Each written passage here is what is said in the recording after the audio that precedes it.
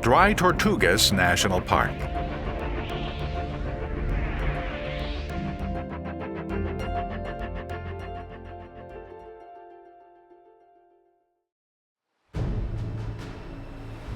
Centuries pass.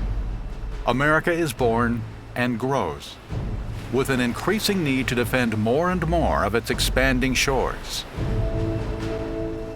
This accounts for the fortification of a once lonely little islet in the Caribbean near the Florida coast. Today, it is Dry Tortugas National Park.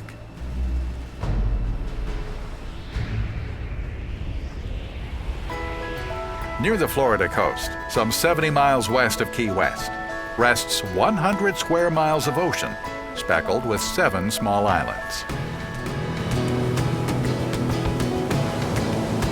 Just getting to Dry Tortugas is a sea spray adventure. Over waters hiding sunken Spanish galleons and pirate treasure, fathoms deep. The salty air is seasoned for excitement. It's a 2-hour boat trip from Key West. Boat or seaplane are the only ways of getting there.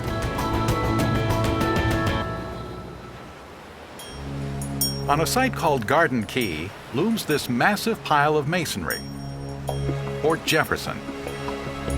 It took 16 million bricks to build these ramparts to their 50-foot height. Some of the bricks were shipped from Maine, over 1,200 miles away.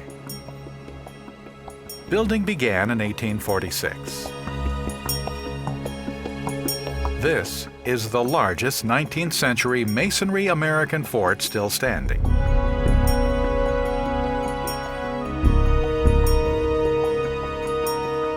It was designed as a massive 3-tiered gun platform with 420 heavy guns, impregnable to assault and equipped to destroy any enemy ships foolish enough to come within range of its firepower. In addition, a moat was dug 2 feet deep and 14 feet wide. The Isles Lighthouse guided ships through the waters. It was built in 1876, replacing an earlier lighthouse which had been damaged during a hurricane. Throughout the Civil War, the fort was manned by the Union military. This became America's Devil Island, for it was here, 120 miles off the Florida coast, that the Union Army sent its deserters.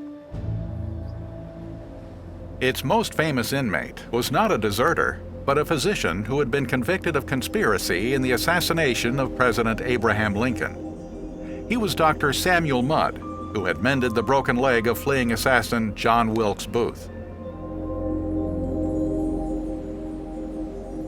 Dr. Mudd's cell was referred to by the soldiers as the dungeon. He was transferred here after an attempt to escape.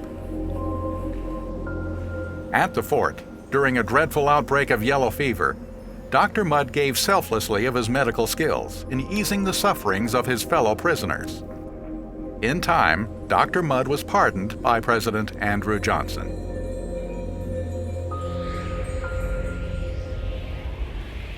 For the visitor, there is more to do than tour the fort, however enlightening that may be. The park is famous for bird watching. The isle's very isolation makes it a refuge for thousands upon thousands of coastal birds. Bird watching peaks each spring, when myriad migratory birds will pass through the park in a single day. There's also picnicking in the warming sun, scuba diving and snorkeling, exploring America's most pristine coral reefs in the velvety waters of the Caribbean. One of the most remote of all of America's national parks, Dry Tortugas is strangely beautiful in its isolation.